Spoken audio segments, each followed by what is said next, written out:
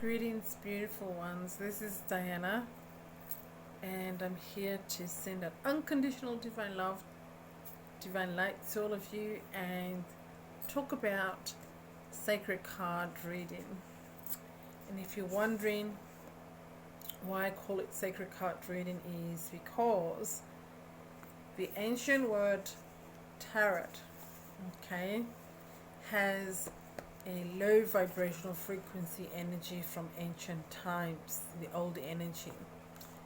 These cards in long time ago were called sacred, which it still is in the now, because each pack is a portal into connecting with benevolent ones, okay, beautiful ones. So I am here to pass on sacred knowledge, and I also teach and assist in sacred card readings and how to activate this sacred tool, because it's another tool gifted by the divine creation.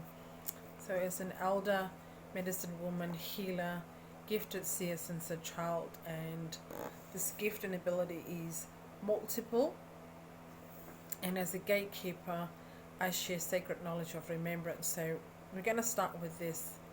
So peace and blessings to all of you, and just to give you a greater understanding into card reading.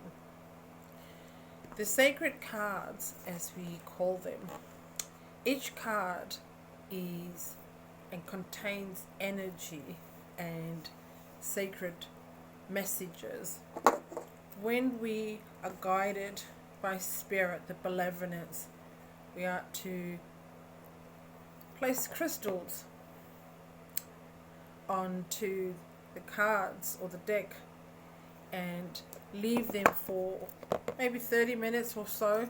So the cards will guide you how to and what color crystals they want to connect on to them.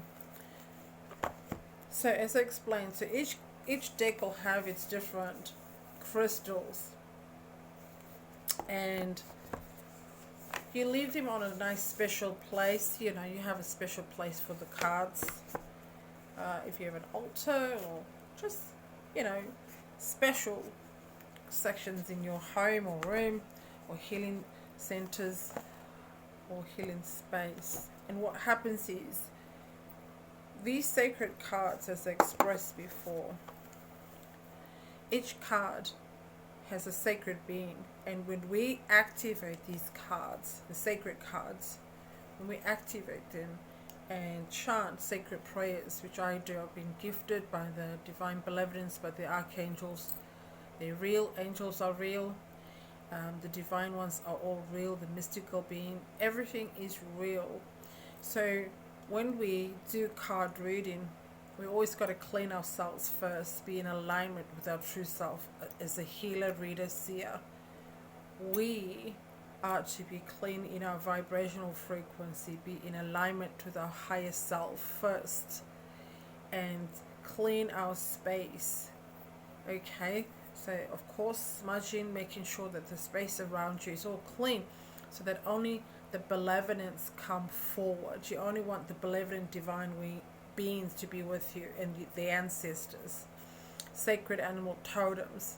Okay, once you do this, your space is all clear of low vibrational frequency energies, placing golden energies around you, alright, because it's a portal. The sacred way of doing this, of course, is chanting, blessing them, seeking that only divine benevolent messages come through from the higher self.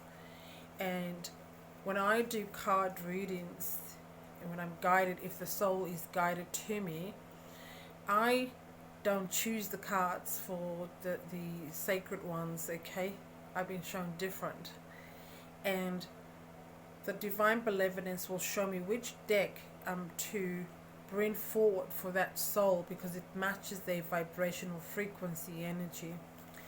And when the cards are shuffled, I am chanting and I'm blessing, and I'm basically seeking that only the benevolent and ancestors come forward to give the full messages. So I don't I've never been guided to do a so-called one card reading because it's so diverse, it's so complex, it's so layered. Okay, beautiful ones. So the sacred card readings can go from half an hour to an hour or more, because all the messages are to come through for that soul, so they don't repeatedly come back to you. It is giving them all the beautiful messages, empowering that soul, leaving that soul confident and loving and stable, and so grateful that messages that come from the divine ones, from the ancestors, is pure intent. And when the card, like when I'm being guided, I will shuffle the cards and I will be chanting and praying, and I'll be saying to this person before me, they are to connect with their heart chakra and seek the divine messages they are seeking from the divine benevolence, right? Only pure intent, pure thoughts coming from here, not the mind, here. So what we are doing is calling in the manifestation for the pure, true alignment of messages to come forward from the benevolence. And when I hold the cards to that soul, I basically ask them to choose, to feel what they want. Is it one card, two cards?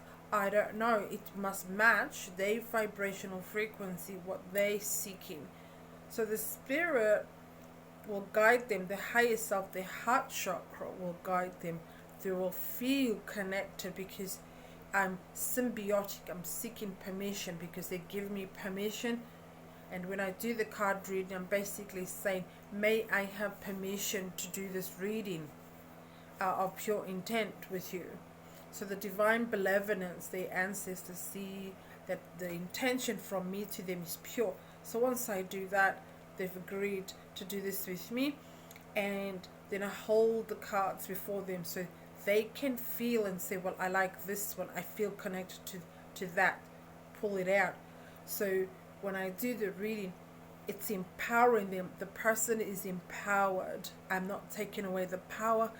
I'm not manipulating the messages. The messages are coming straight from the creation, straight from the source, straight from the benevolence. And it's so layered.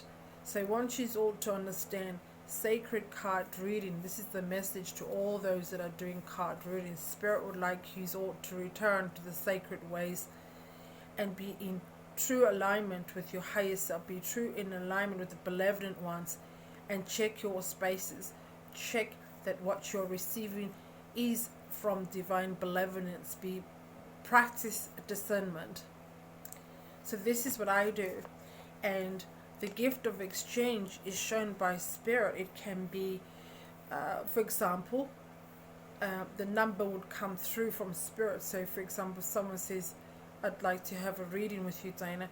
So what will happen is spirit would gift a number to me, and it's a gift of exchange. So 30 minutes plus is, say, 44, the number 44, and I would say, what I seek is a gift of exchange in the number of 44 for this reading. That is 30 minutes to an hour. Okay? And that's what happens. That in that hour, the person's receiving everything and they're being empowered. And then the messages are written down for them. So when they leave your space, when they leave you, they're feeling so connected that they're empowered to understand those questions that they had. We don't leave them hanging. We don't leave them wondering what else, blah, blah. They have a full understanding to what they came to receive. And only if the divine benevolence sends them again for a particular reason, something that's very profound, that's on a different understanding, that's when they may be guided to you. Other than that, these beautiful souls are to leave your space feeling empowered, loved, supported, a great connection, so that they will feel so much love and great understanding of these messages you bring to them. So this is for all of you out there. Diana Golden Eagle, Medicine Woman. If you feel connected or resonate with this, peace and blessings.